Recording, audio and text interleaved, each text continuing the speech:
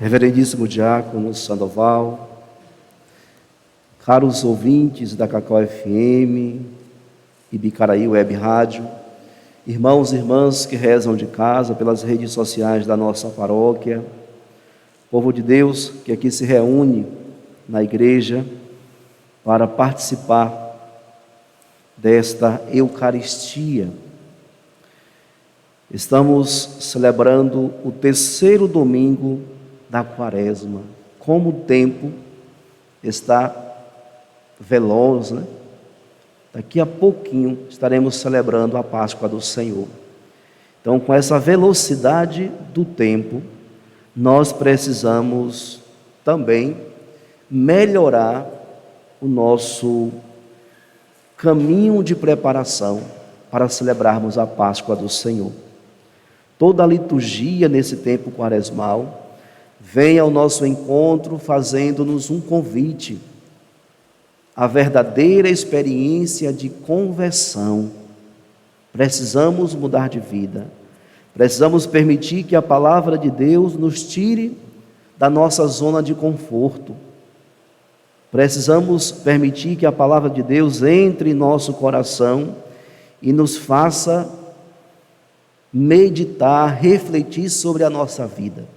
O tempo quaresmal é uma oportunidade que nós temos muito importante de fazer uma profunda análise da nossa vida enquanto cristãos. Não é só uma preparação para celebrar a Páscoa do Senhor, mas é um tempo de uma verdadeira mudança de vida. Precisamos mudar o nosso jeito de ser, mudar o nosso jeito de pensar, mudar o nosso jeito de agir e mudar o nosso jeito de como estamos nos relacionando uns com os outros. E a palavra de Deus vem ao nosso encontro justamente provocando isso em nós. E nós precisamos ouvir, guardar e traduzir essa palavra com a vida. Às vezes nós ouvimos, mas não guardamos e muito menos traduzimos esses ensinamentos. E por falta de guardar e traduzir com a vida esses ensinamentos, nós vamos perdendo a graça de entrar numa experiência mais profunda de comunhão com o Pai, de comunhão com o Senhor. Por isso, na liturgia de hoje, na leitura do livro do Êxodo, é apresentado para o povo de Israel, e aqui a gente precisa situar onde esse povo se encontrava. O povo já tinha saído do Egito, estava sendo conduzido por Moisés para a terra prometida, e ali no meio do deserto, o povo esqueceu de Deus. O povo abandonou Deus. Começou as murmurações e a cometerem diversos pecados. Várias atrocidades começaram a acontecer naquele acampamento, onde aquele povo que clamou no deserto por libertação, que clamou no Egito por libertação, agora Deus ouviu o seu clamor, mas agora eles estão abandonando o Senhor. Por isso, Moisés permanecia fiel. Por isso ele sobe ao monte para rezar. E ali Deus faz uma aliança com esse povo. E essa aliança, ela se dá pela apresentação das 10 palavras. O decálogo, ou os 10 mandamentos, são justamente os meios pelos quais Deus faz aliança com o povo de Israel. E essa aliança, ela é feita na oração de Moisés, direcionada para todo o povo.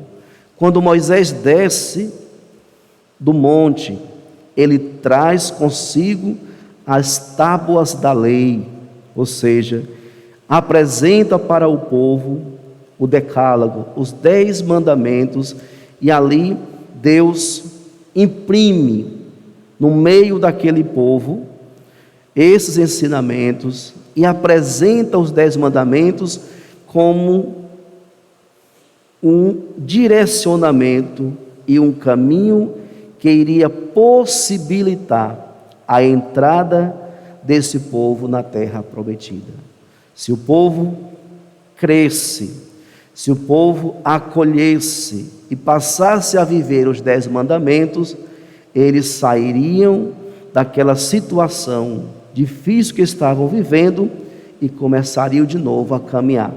Então, os 10 mandamentos é apresentado para o povo de Israel como essa aliança feita entre Deus e esse povo, porque Deus não quer perder ninguém. Deus poderia muito bem abandonar esse povo de coração duro, de cabeça dura e coração endurecido, lá no deserto. Mas Ele não quer perder ninguém.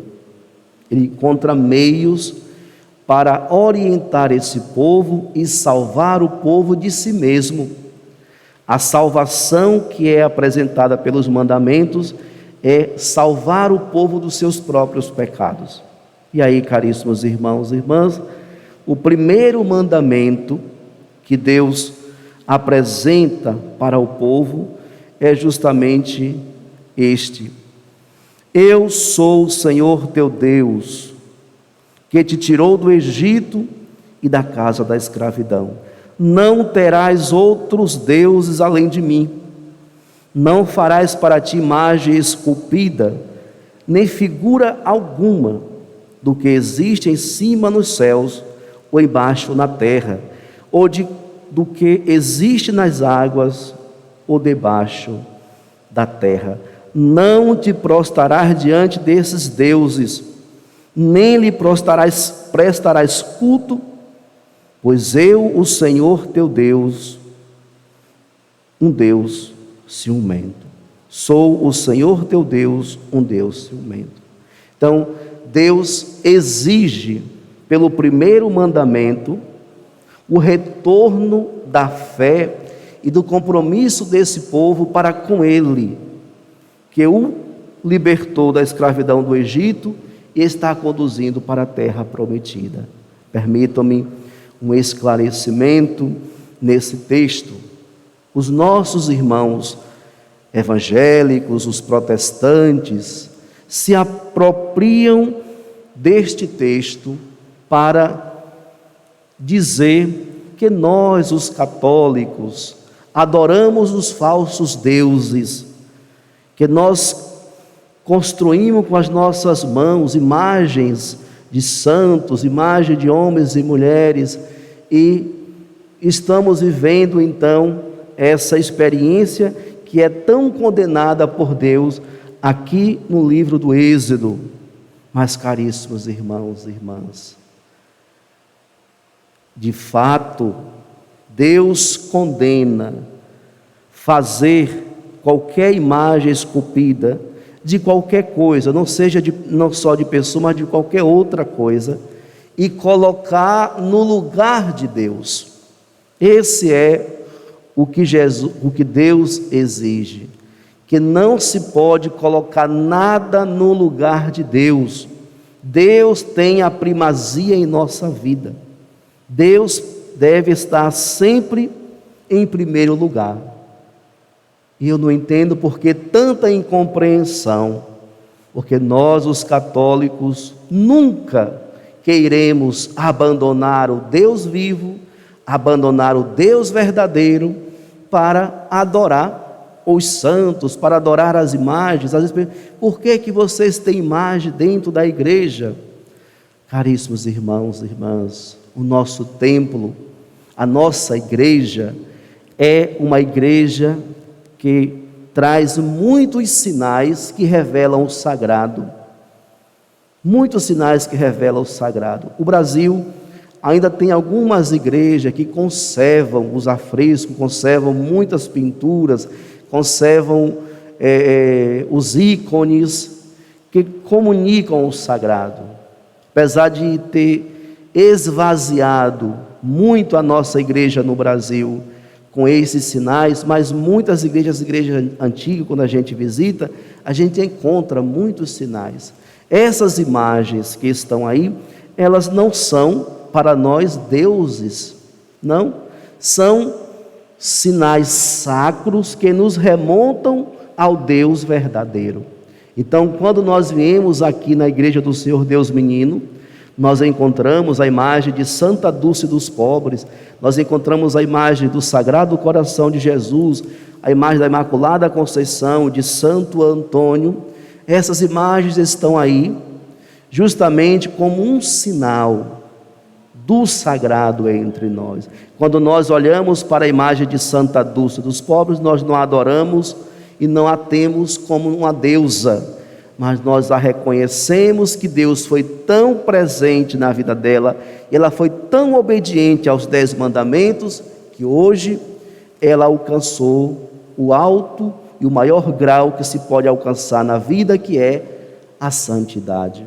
Então, nós não adoramos falsos deuses, mas nós temos clareza e vivemos inteiramente em comunhão com o Deus verdadeiro. Somos obedientes e precisamos ser muito mais a esse Deus que é um Deus ciumento, a esse Deus que atrai e nos chama para estar em plena comunhão com Ele. Por isso, nesta aliança, Deus vai apresentando os seus ensinamentos, as suas diretrizes, para que o povo saia da condição de pecado e passe a viver a liberdade que os conduzirá à terra prometida. Então, amados irmãos e irmãs, lá no Antigo Testamento, no livro do Êxodo, o que Deus exige é essa atenção especial e única para Ele.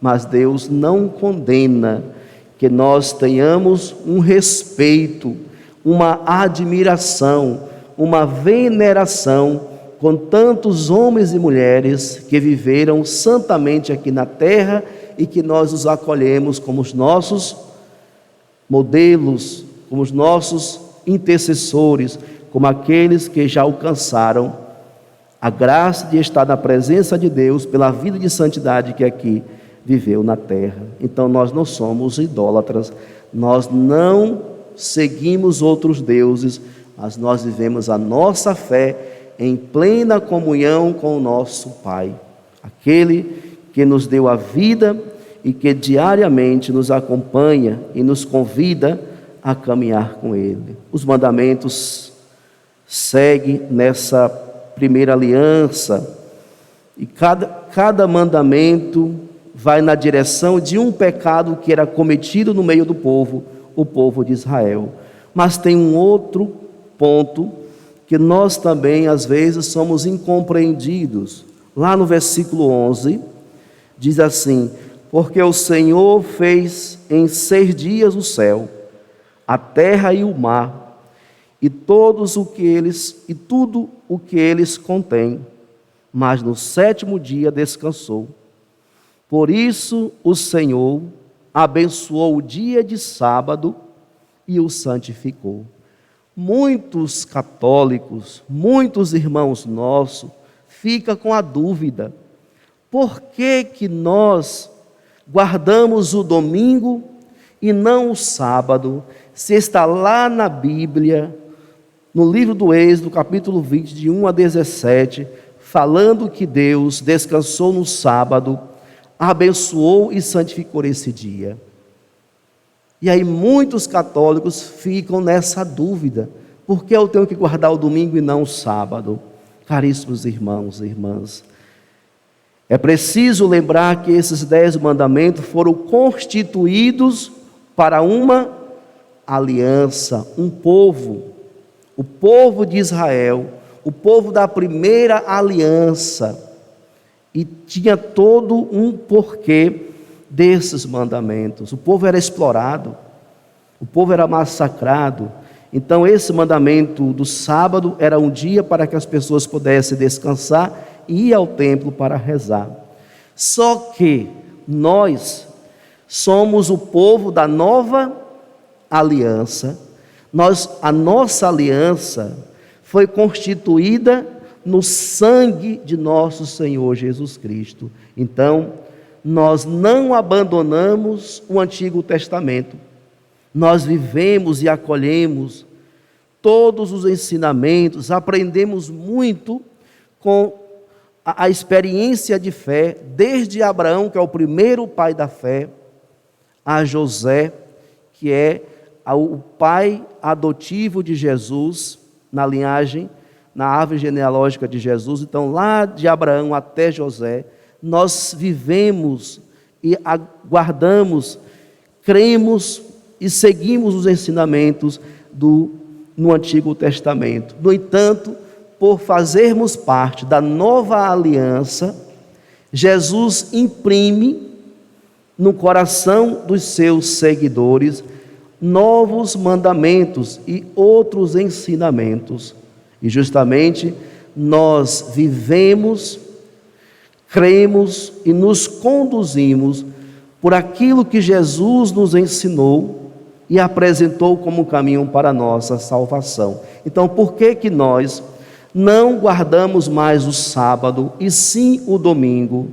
Porque lá na antiga aliança, o povo guardava o sábado, fazendo memória do relato da criação, que Deus descansou depois que Ele trabalhou 6 dias.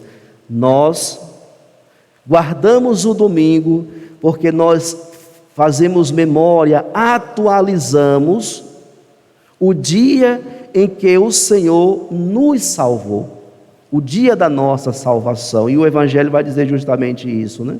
No terceiro dia, Ele ressuscitará. Ele ressuscitou. Então, enquanto o povo da antiga aliança celebra o dia que Deus descansou, o povo da nova aliança celebra o dia em que Deus nos libertou, nos salvou, nos mostrou o caminho para a vida plena. Então, o verdadeiro sentido de se guardar o domingo e não mais o sábado é porque nós pertencemos à nova aliança que foi feita em Jesus Cristo. Cristo Jesus que nos atrai, Cristo Jesus que nos traz para próximo dEle, para perto dEle, e nos ensina então o caminho da nossa salvação. E é Ele mesmo que nos salva, passando pela experiência de paixão, morte e ressurreição. E quando Ele ressuscita no terceiro dia, toda a humanidade se volta então para esse dia que é o dia do Senhor, o dia que o Senhor preparou para nós, o dia que o Senhor preparou para cada um de nós, que é o dia da nossa salvação. Então, caríssimos irmãos e irmãs, podemos guardar todos os dias da semana, é importante, na presença de Deus, mas para fazer memória, para atualizar o mistério da nossa salvação, que é o mistério da paixão, morte e ressurreição que nós celebramos em cada missa, fica-se então para todos nós os cristãos o dia de domingo, dies domino, quer dizer, o dia do Senhor. Então, católico não deve ter mais dúvida acerca disso. Nós precisamos saber que hoje é o dia que o Senhor preparou para nós e que nós devemos guardar. O que significa guardar esse dia? É procurar, durante todo esse dia, fazer a vontade de Deus. Não é o dia de fazer o churrasco, não é o dia de fazer as bebedeiras, não é o dia de ir para a praia curtir, mas é o dia de fazer a vontade do Senhor. Esse é o verdadeiro sentido do domingo. Inclusive, nos 5 mandamentos da igreja, está lá, faltar a missa no domingo e dia de festa é pecado. Às vezes nós não temos consciência disso. Quando nós faltamos a missa no domingo, nós precisamos confessar esse nosso pecado. Mas é preciso compreendermos. Hoje a pandemia tem nos impossibilitado de participar da missa. Então a igreja entende, a igreja compreende. Mas quando eu falto a missa por preguiça, quando eu falto a missa para fazer outras coisas que eu poderia evitar no dia do Senhor, então eu estou cometendo o pecado de não ir na casa de Deus fazer a sua vontade. Então, amados irmãos e irmãs, por isso nós guardamos o domingo e não mais o sábado, porque nós somos o povo da nova aliança e não mais o povo da primeira aliança, que foi exclusivamente o povo de Israel. Mas a palavra de Deus continua com tantos outros ensinamentos, e os 10 mandamentos, eles são atuais. Assim como serviu para o povo da primeira aliança, esses 10 mandamentos servem e deve ser vivido também por nós, homens e mulheres que vivem a experiência da nova aliança. Os 10 mandamentos, eles não foram anulados, não estão abandonados. Os 10 mandamentos continuam sendo importantes e devem ser cumpridos. Devemos viver agora com essa participação, com esse ensinamento maior que vem de uma experiência de um Deus que se encarna e caminha no nosso meio. Por isso, lá no Evangelho, nós encontramos Jesus no templo, expulsando os vendedores de boi, ovelhas e pombos, os cambistas que estavam ali, usando o templo como um lugar para os seus prazeres, para ganhar o seu dinheiro, profanando o templo do Senhor. E por isso Jesus se enche de ira, tristeza, de ver o templo do seu Pai sendo profanado, e expulsa todos aqueles que estão ali, não para adorar, não para rezar, não para servir a Deus, mas para explorar o povo. Jesus expulsa os exploradores, aqueles que estavam ali cometendo as injustiças. Jesus não concorda com nenhuma espécie de injustiça, e principalmente dentro do templo, principalmente dentro da igreja, onde estavam desviando o verdadeiro sentido do templo. O templo é o lugar de oração, o templo é o lugar de falar com Deus, o templo é o lugar de estar em comunhão com o Pai.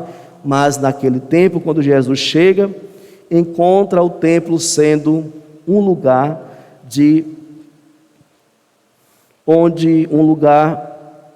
de pessoas que estavam ali, não para servir a Deus, mas para explorar o seu povo. Por isso, o zelo pela casa do Senhor consumia Jesus Cristo enquanto Filho. E aqui, caríssimos irmãos e irmãs, nós podemos trazer esse Evangelho numa chave teológica para a nossa vida.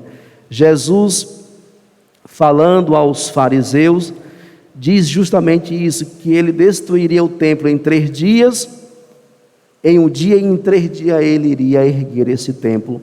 E o povo não entendia, não compreendia, porque o templo levou 45 anos para ser erguido. Como que Jesus iria erguer esse templo em apenas 3 dias? O evangelista João vai dizer que Jesus estava falando do templo do seu corpo. O seu corpo é o templo sagrado, que não deve ser profanado. E aqui a gente traz para essa chave teológica, assim como o corpo de Jesus é o templo de Deus, todos nós, aí São Paulo vai dizer, o nosso corpo também é o templo do Espírito Santo. Por isso, o nosso corpo não deve ser profanado, o nosso corpo não deve ser causa de pecado, mas sim de santificação. Assim como Jesus se ergue no 3º dia, e ele de fato ergue porque ele não deixou que o seu templo fosse profanado, assim também todos nós nos reergueremos no dia em que o Senhor nos convidar a estar com ele de modo pleno, se nós nos preservarmos aqui nesta terra e não permitir que o nosso corpo seja profanado. Existe uma porta aberta que começa a profanação do nosso templo santo, nosso templo sagrado. Tanto pode acontecer a profanação, tanto quanto pode acontecer a santificação. Essa porta é justamente o nosso coração. Por isso Jesus diz: O que torna o homem puro não é o que entra, mas é o que sai. É lá do coração que pode estar nos tornando pessoas impuras, que podemos estar profanando o nosso corpo santo, o nosso templo santo. E por isso nós devemos tomar muito cuidado, para que o nosso coração seja um coração bondoso, misericordioso, livre dos sentimentos que nos tornam impuros. Santo Afonso de Ligório, em um livro muito bonito, ele vai falar sobre isso, né? Sobre a pureza, sobre a castidade, sobre a vida de santidade. Ele diz que nós pecamos por 3 estágios: por pensamento, consentimento e vir de fato. E de fato, precisamos então corrigir e vigiar os nossos pensamentos, os nossos sentimentos e as nossas ações. Quando a gente pensa, quando a gente consente num coração, somos dominados por aquilo que é ruim, e aí às vezes a gente comete os pecados. Por isso, amados irmãos e irmãs, celebrando hoje o 3º domingo desse tempo quaresmal, iniciando a 3ª semana de conversão, de penitência, de jejum e oração, que nós possamos permitir que a palavra de Deus cale em nossos corações e nos ajude a viver bem a nossa fé, e que nós possamos mudar de vida, que nós possamos encontrar o caminho que nos conduz à verdadeira experiência da salvação. Peçamos à Imaculada Conceição que interceda por nós e que nos ajude a viver melhor a nossa fé, comprometidos com o ensinamento do seu Filho Jesus. Louvado seja nosso Senhor Jesus Cristo.